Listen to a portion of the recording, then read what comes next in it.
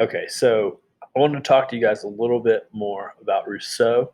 I don't want you to have to read a bunch more because what we read is kind of what I wanted you to get from him that might doesn't make right. I think that especially will be apparent with kind of what the people in the revolution are arguing against the King of Britain. But Rousseau had a lot more ideas than just that. The reason we're not going to really go in depth on some of the other ones is that his ideas were so uh, I guess you'd say revolutionary, so radical that a lot of them were a little too radical for the people doing the revolution. But nonetheless, they are very important, and they influenced a lot of other revolutionary attempts later, especially the French Revolution, which I think you guys have already learned about.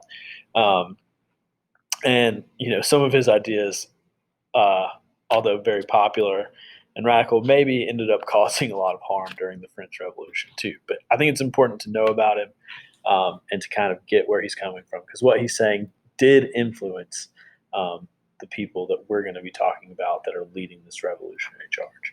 So, kind of at the foundation of things, he took a lot of things from people before him. Rousseau is living in the mid 1700s, so he's 100 years or so after Hobbes and Locke. So he's had time, that those ideas have had time to be digested by people, and he's very much influenced by them, but he disagrees with them on some certain points. So, one point, I'm just going to go through this kind of bullet by bullet, kind of make it short and sweet. Humans get reason and through immorality through civilization or community. We aren't truly free without them. So, according to Rousseau, if you don't have a government, if you don't have a city or a community or something, some group of people that have together combined their interest and are looking out for the common good, then you're not truly free. And you're not truly free because if you don't have those things protecting you, then you are kind of a slave to your own impulses. So without them, and I'll just kind of make a little note of that.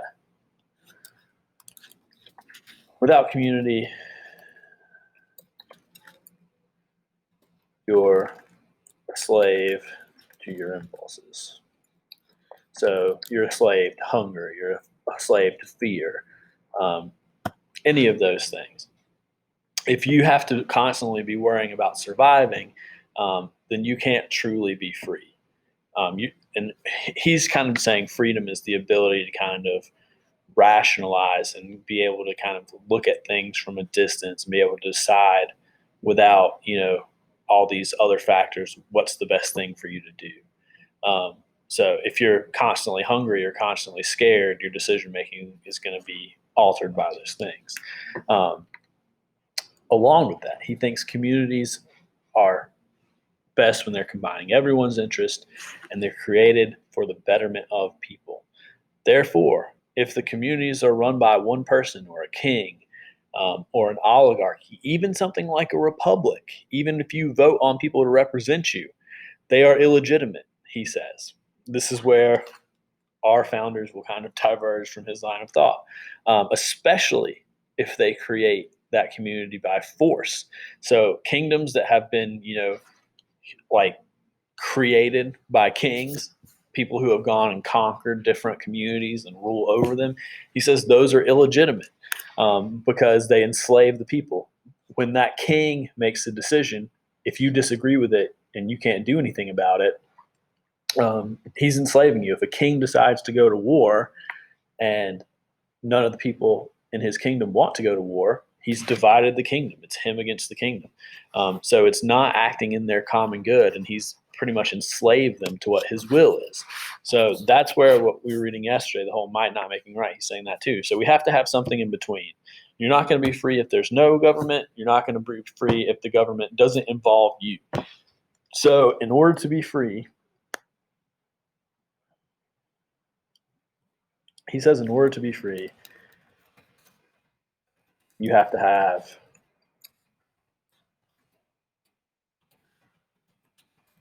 a direct say.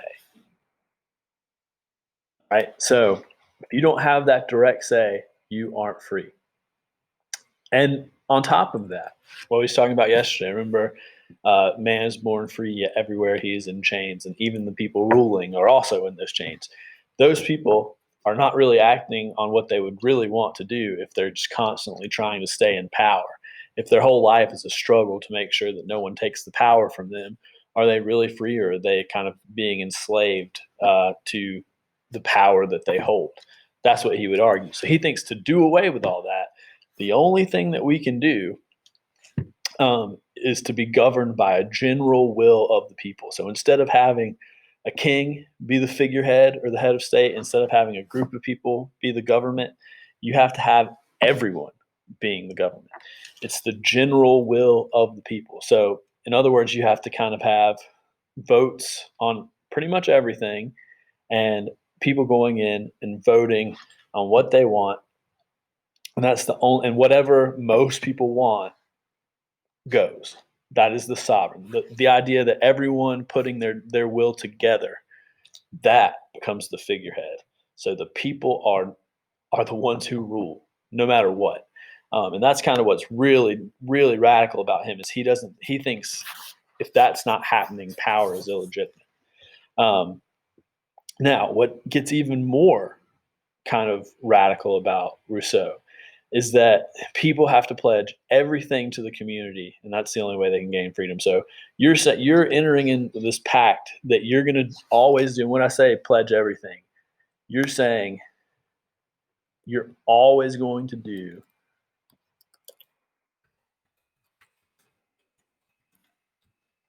what you think is best for everyone. So he wants people to get rid of thinking about themselves. He still thinks that you should be able to have a private life and do what you want, but when we're talking about politics, when we're talking about decisions that the community should make, he says everyone should vote in the interest of every person. You should not consider what's best for you. And he has a lot of ideas about how we go about doing this. He thinks that everyone should vote by private ballot, which is something that we end up adopting in America, because if you don't have a private ballot, maybe people could convince you to do something that they think is best. And what he thinks, in order for everything to be fair for every person, people kind of shouldn't talk with each other about politics. They shouldn't try to form factions or groups or political parties, which is another thing that America is going to have to kind of struggle with too. He thinks all that stuff will just make this general will illegitimate. It will make it to where people aren't actually saying what they think. So everyone always has to do what they think is right. Maybe I'll put that to you. You're always doing what you think is right, regardless of what anyone else says.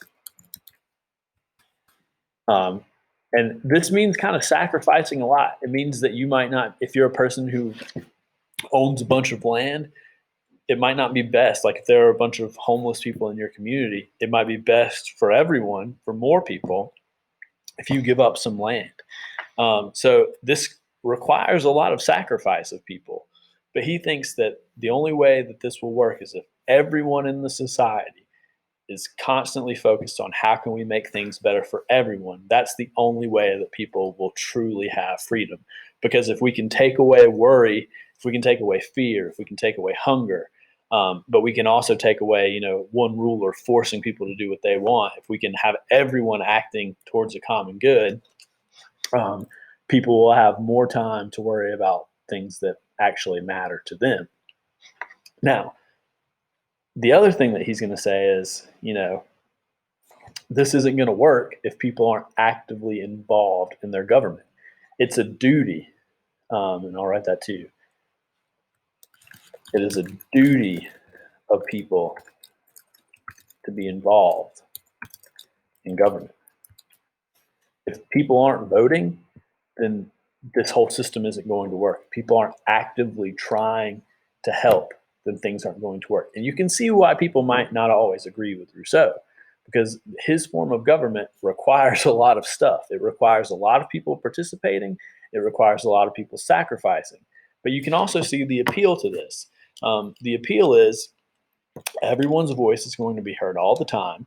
The appeal is everyone will be better taken care of because everyone is making decisions together instead of one person telling everyone else what to do. And the other appeal is that in his ideal world, you have more freedom to do what you want. You don't have to worry about kind of the things that people that aren't protected by a government have to worry about, and you don't have to worry about being oppressed by a ruler. So you have more time to commit yourself to, things that people should actually be caring about in their own lives.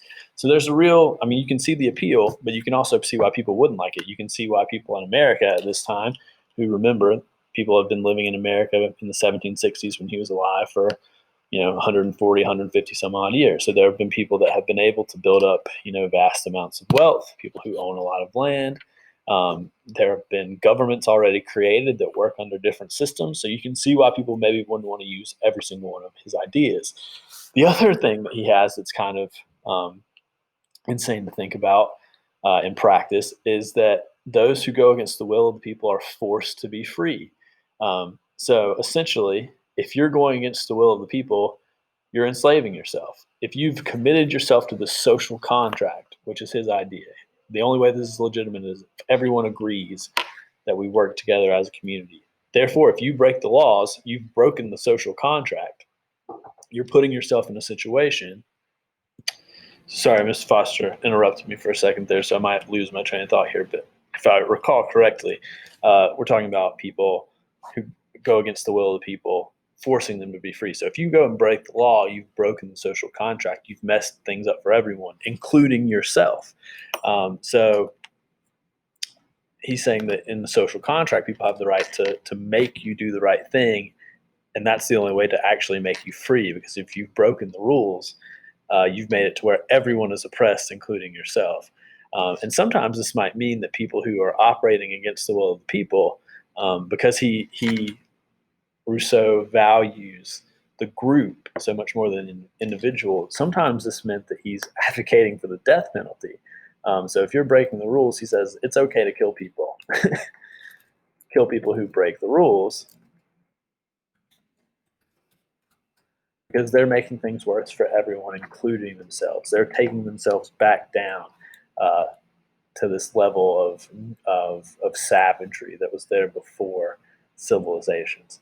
And if you guys remember the French Revolution at all, they really took this idea and ran with it and started killing pretty much anyone who disagreed with the will of the people.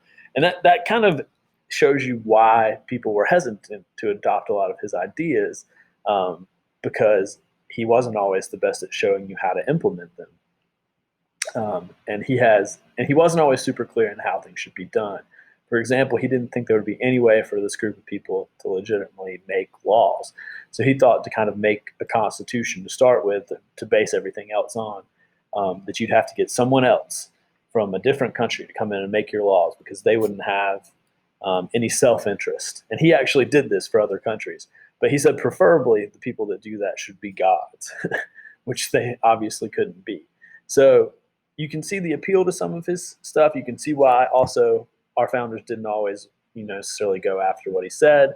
Um, but more so, you can see his influence in what we've done as well, and kind of this thought that he and other philosophers had about the noble savage. That's something that he thought people were without government. People that were in this state of not having a government, that they were kind of pure in a sense, but they just hadn't evolved to the next level. So you can see these ideas and how we treated Native Americans, or not we, but the early European settlers treated Native Americans. They came over and a lot of times called them noble savages. We later in U.S. history looked back at them as noble savages. And it's kind of where these Enlightenment ideas, that people aren't, stretching them a little bit further, end up being pretty kind of Eurocentric.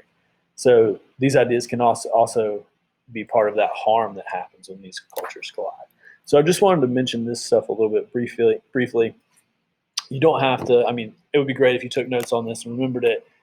But like when we have a quiz on Friday, I'm not going to ask you about this stuff. I just wanted to make sure you were clear about Rousseau's ideas, other than just might not make them right.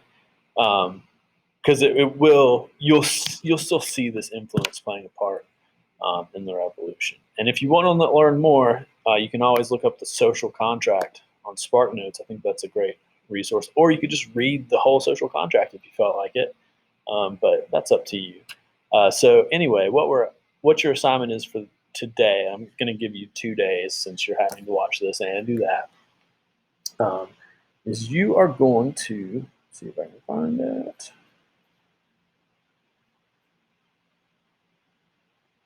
Read this little section of text, the birth of a democratic nation. So this is about the start of the Revolutionary War. How did we decide to form our own country? So we're going to read about colonial resistance here and why we started to want to break away from Great Britain. I'm going to cover this in some notes a little bit further, but for now we're going to read about this too. How things start to get worse over time. A lot of it has to do with how Britain essentially left us alone in the beginning, and then were trying to tax us and things later. We'll see this move towards independence. We're going to meet together to discuss leaving Great Britain. And then finally, the big part that we're going to focus on for the next couple days and even at the end of this week is the Declaration of Independence, and really into next week too. And the big thing that I want us to look for in the Declaration of Independence, and what we will be focusing on in the coming days, is how these Enlightenment philosophers that we've looked at influence this writing. You will see examples that should be very clear to you, having read the people that we just read in the Declaration of Independence. You'll see like, oh, I can tell that this is John Locke in this part right here. We'll be able to look at that, and we are going to look through the whole Declaration to find those things.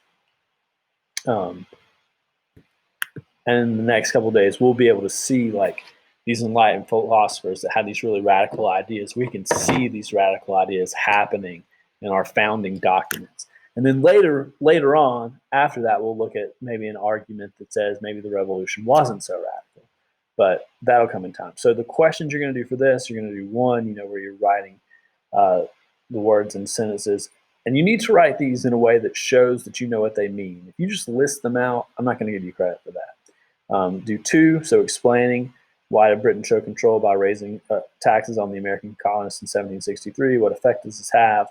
Answer that. 3, and then 4. I'm going to leave 5 out and 6 out because we're going to talk more about 5 in much greater detail than we will just answering this. So just 1 through 4, that's all you got to do. And you've got the next 2 days, so Wednesday, Thursday, to work on this since you're having to watch this video as well.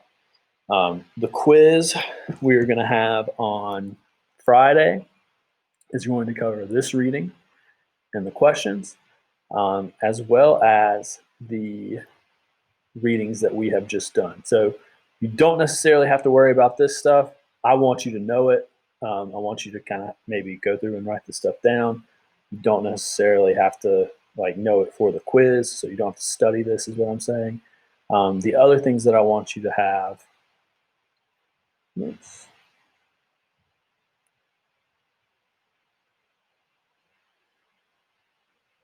the other things that I want you to have to know, study over the Montesquieu and Rousseau reading. You could also watch that video again that I did, or meet with me and ask me. Hopefully you came to one of those meetings. And then Hobbes and Locke. So you're going to look back through the primary sources that we read and look at the assignment from today here. These things. The quiz is going to kind of cover these items, and that'll be it. So please let me know if you have questions. I'll be available, all day on the working days, 8 to 4, whenever you want to talk to me, if you need help. So just let me know. Talk to you later. Bye.